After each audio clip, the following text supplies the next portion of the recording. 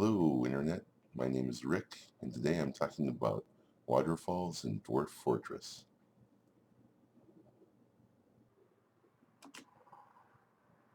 In this video, I'll show you the waterfall in my current fort. I'll talk about how I designed it.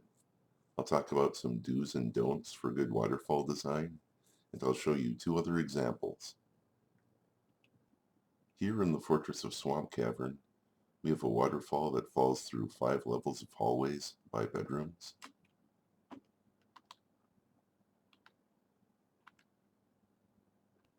And also 2 levels of taverns. Oh look, they're singing again.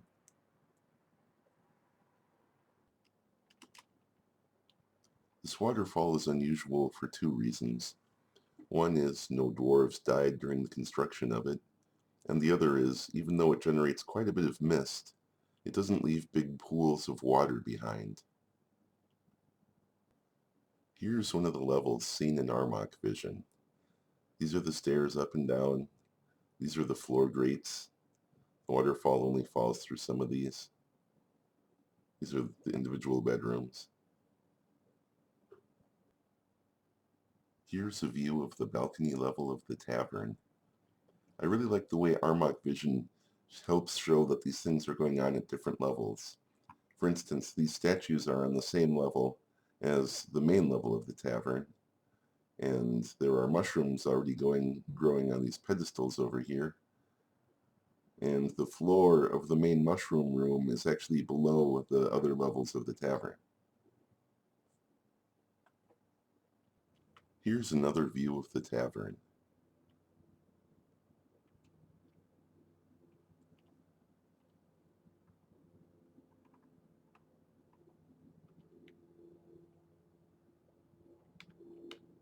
As seen from an airplane.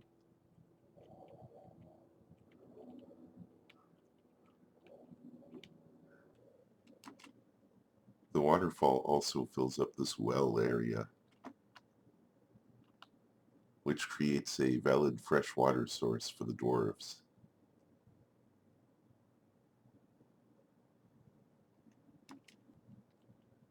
Here's how the waterfall works. This is the river that feeds it. It's one of those kinds you can just walk across, which is a brook, I guess. Here we have the connection from the river to the waterfall system. To keep too much water from going in, the connection is made by way of this diagonal connection, which lowers the water pressure. And then there's a deliberately long hallway before the first drop, so that the water is kind of slowed down and thinned out a little bit before it goes any further. And you can tell that's working because on the next level, it's just at level 2.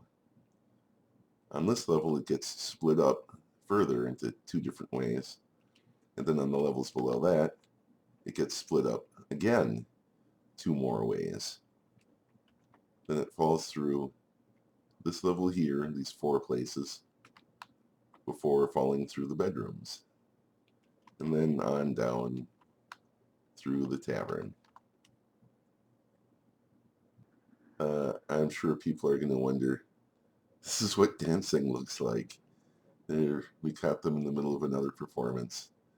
If you want to see them do it. Okay, guys, go ahead, do your little dance. I know you want to. Oh, I guess they're done.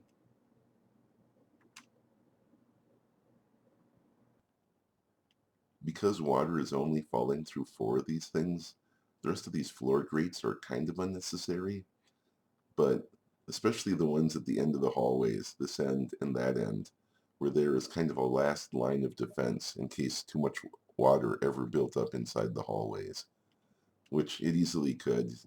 Mist, if there's enough mist, it will leave water behind. This is one level below that. The actual floor grates are on this level. If anyone from the tavern ever fell down here, they could just walk right back up these stairs over here and they would be just fine. Just for safety's sake, the water falls through an entire another level before collecting down here and even deeper down here for the well. And then the water is safely channeled off this 2 deep wide hallway through fortifications off the edge of the screen. So here's how I designed and built this waterfall. All waterfall projects are going to eat up your frames per second a little bit. They're going to slow your game down a little bit. And to minimize this, I wanted the project to be as direct as possible. The water would go as straight from the river to the waterfall as it could, and then back off the edge of the map just as fast as I could get it. And in this case, that meant I could build it anywhere pretty much the river meets the edge of the screen. So I chose the place that I did because it was close to where I wanted to build the entrance to my fort anyways. I don't really plan my forts out that much. I tend to kind of build by feel. I build one area, then the next, as it occurs to me that I need them. But waterfalls are so complicated that they are the one part of my fort I build in advance. And to make that easier, I like to lay them out in marker mode. And since waterfalls aren't the highest priority for your guys, what I'll do is I'll build farms and bedrooms and offices first, and then when we get some migration waves, I'll toggle the marker mode and have them build the waterfall then. So here's what that would look like. Say I'm trying to connect the river to my waterfall system here. I'd have a way in for my guys. I'd have the tunnel system connecting it. And then it's blue because it's in marker mode. And then when I wanted them to actually build it, say we had the workforce that was big enough and they were ready to, I would just say designate toggle standard marking and do this. And then that would toggle it from marker mode only to do it right now. All waterfalls can easily turn into mean drowning traps for dwarves, and there's a couple of ways they can do that. First of all liquid projects have to connect tunnels to some kind of fluid source somehow. And the way to do that safely is always channel down from above. I build the hallways first, and then when they're complete, I'll channel down from above. When your waterfall is running, it will cause the level of the river to drop, especially if your waterfall pulls a lot of water into it. And this will sometimes make dwarves kind of go nuts and try to retrieve bolts or wood or dead bodies from the river because they think it's shallow enough that they can go in there even though it's not really safe. And so they try and retrieve something, and then they go and they start to drown, and they come out, and then they stupidly turn around and try again. And if I see them doing that, the solution to that is simply build walls along the side of the river back far enough to where it's deep enough, like the 7s or the 6s, that they don't try to do it anymore.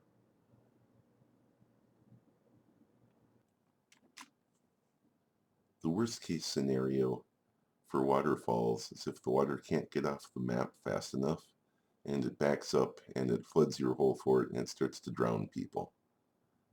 And the solution to that is just to make sure that the water can get off fast enough, and you can have little safety measures like here's an extra level, here's a whole extra level would have to start flooding before it would get up and start affecting the rest of the fort. Waterfalls don't need to be nearly this complicated. They could be as simple as one square of water falling through some grates by the side of a hallway, someplace a lot of people would see it, say a main entrance or a meeting area. One thing to keep in mind is, unless your fort is someplace warm, your river will freeze part of the year, and so your waterfall won't run full time. And if that bothers you, it is possible to make huge underground water reserve tanks, hook them up to your waterfall, and turn them on in winter so that you have a waterfall that runs all year round. But it's a huge challenge, and it really drains the frames per second. So I strongly don't recommend you do that unless you are really waterfall crazy and up for a challenge, both of those. Here are some do's and don'ts of waterfall building, starting with the do's. Start small. Try something direct and straightforward and simple for your first try. Always build a way to turn your projects on and off in case they need maintenance or they don't work the way you want. And also make notes so that you don't forget which lever does what. Take as little water as you can, and even then find a way to slow it down and split it up. Here I have this diagonal connection to the river to keep too much water from pouring in the first place. And even then I'm splitting it up twice and I'm slowing it down with this long hallway. The original plan called for a floodgate right here to create another diagonal connection and lower the pressure even more that way. But when I turned it on the first time, it worked, so that wasn't necessary, so I didn't come back and put that in. Plan ahead. Obviously, big, complicated projects like this take a little bit of planning in advance. Or don't. If you really want a waterfall somewhere, and there's other things in the way, those other things can go. If there's bedrooms in the way and you want a hallway there, those bedrooms can be knocked out, walls built in. If there's a stockpile in the way, and you want water to fall through there, you can punch a hole through the floor and build walls around it so your dwarves don't fall in, so the water can fall where you want it to. Yay, spring.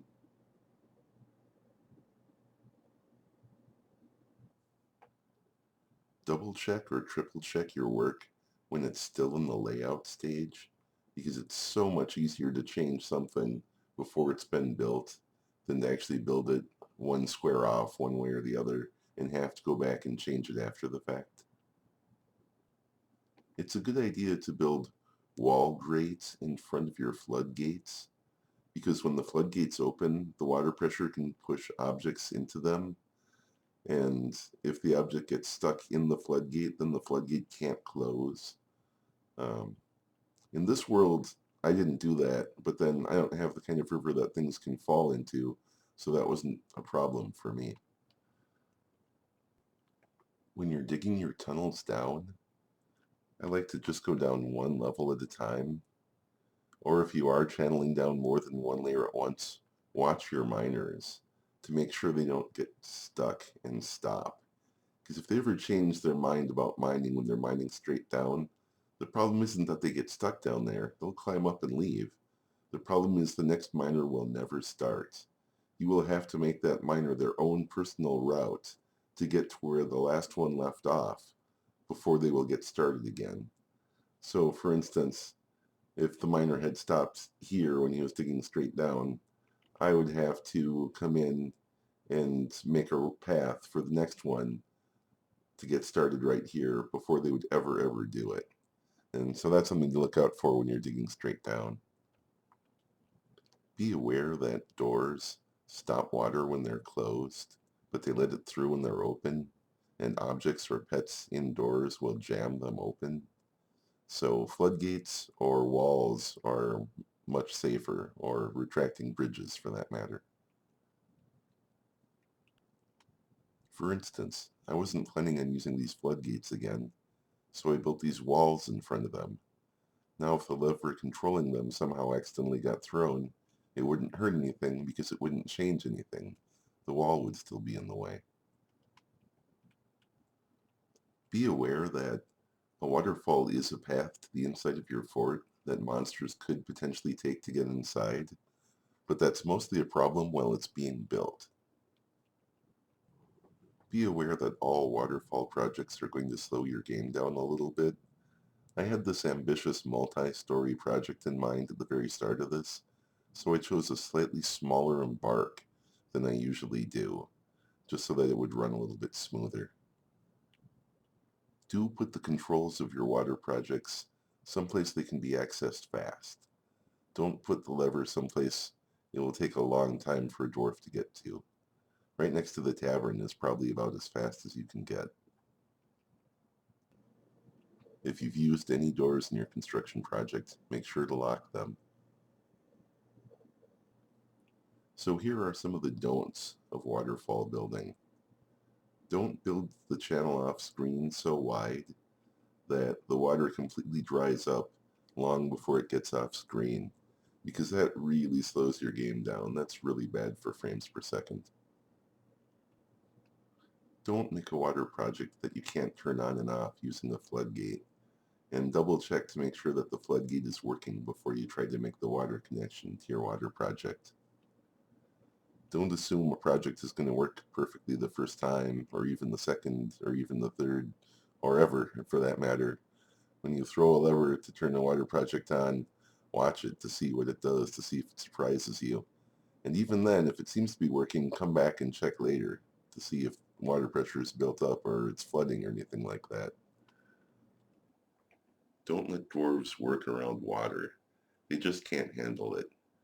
Dwarves will happily go into places where there is water to get items or wood or make changes or dig if you tell them to, but they just can't handle it.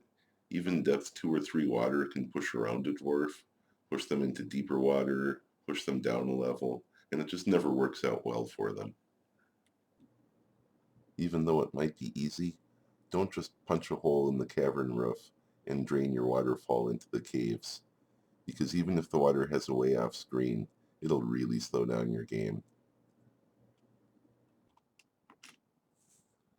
Don't try to do something too complicated your first time. It took me several successful waterfalls to work my way up to this one. I've seen a fortress where the dwarves diverted an entire river through their fort. Do you mind? I'm trying to do a tutorial here. Oh. So anyways, as I was saying before I was so rudely interrupted by the vile forces of darkness, don't try to take on too much at once.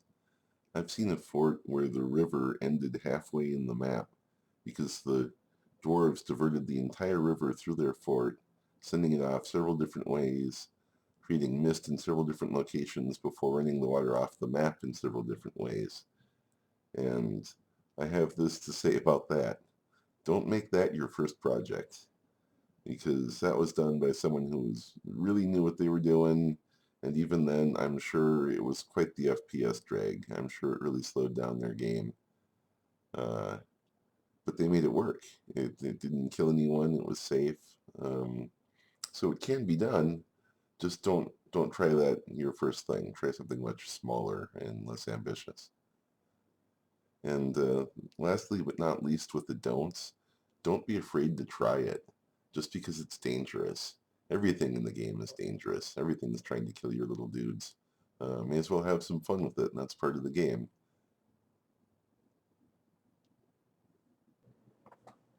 So now we're on to the other two examples of waterfalls that I can show you.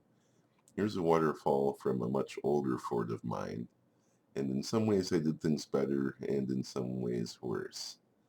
For instance, here where the water connects to the river, there are wall grates before the floodgates, and that's exactly what you want, because look, here's some bronze arrows that could have gotten washed in there, and they didn't, because the wall grate protected the floodgate. So this hallway could be more direct. Would be better if it was. Maybe it would have been better just to run it more over here, or either that or make this diagonal just a little bit more this way. All these ones here, this means it is being subject to a certain amount of evaporation, which means less water will arrive at the end of the system, which is good, but it's also worse for frames per second, so you don't really want to see that many ones in your system if you can help it. But similar concepts at work here. It gets split up at the end of this hallway, it gets split up again, falls through 4 more places, and falls through a line. And here I was so used to the waterfalls putting too much water into the system that I would build a roof over the tavern so that not too much water would land on it, although in this case it's not. And then, again, very similar, waterfall goes down a channel. Oh look, here's something different. It doesn't have that extra level of elevation between this floor and this floor for safety, so that's different. And this one doesn't seem to serve a well. But also, this water collection area is way too big. You don't need this. It could have just been the size of this. And the tunnel taking the water out is way too wide, which means that you get all these ones, which means the vast majority of the water going over here evaporates before it even gets off the edge of the map. And that's just horrible for FPS. If you can get water going in kind of a loop, kind of a cycle, it really isn't so terribly bad. It doesn't slow down the game so terribly much. But here, the water is just drying and constantly. Here's a bare patch right there. This is an example of what you don't want to do. This is what you don't want. So here we have a fort from a few patches back. And this fort wasn't made by me.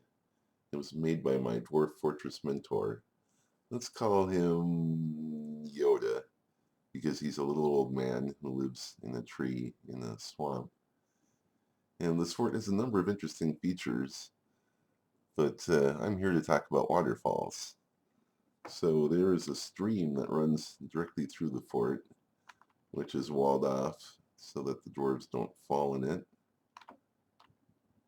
But under those walls, there's a little channel, and the channel is long enough that the water slows down a little bit and doesn't run into it in full force. It slows down quite a bit. In fact, it's at 2 and 1 and 3 by the time it gets there. So where does it go? It falls a little bit, spreads out a little bit, keeps doing that, keeps doing that. Here's an area where it collects and then builds up a little bit, but it's so long that it thins out yet again, and it's moving kind of slow, and not that much of it is trickling into these places where it's going. And so where does that go? It falls through 1, 2, 3, 4, 5 levels of the meeting hall, because in this patch, taverns don't even exist. And there is floor grates where the water falls, but there is a stone block in the center because floor grates don't support a floor. And you can tell that this is just a carved pillar. And then the water collects down here and flows off the edge of the map. And this was sort of my model for my waterfall building, but I didn't just take the exact thing, I sort of put my little twist on it. And so that's what I recommend everyone try. Don't just copy exactly someone's pattern. Kind of make it your own and put your own twist on it, because I feel you learn more that way.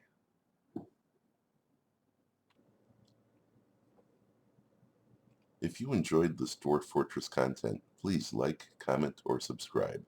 Thanks for watching.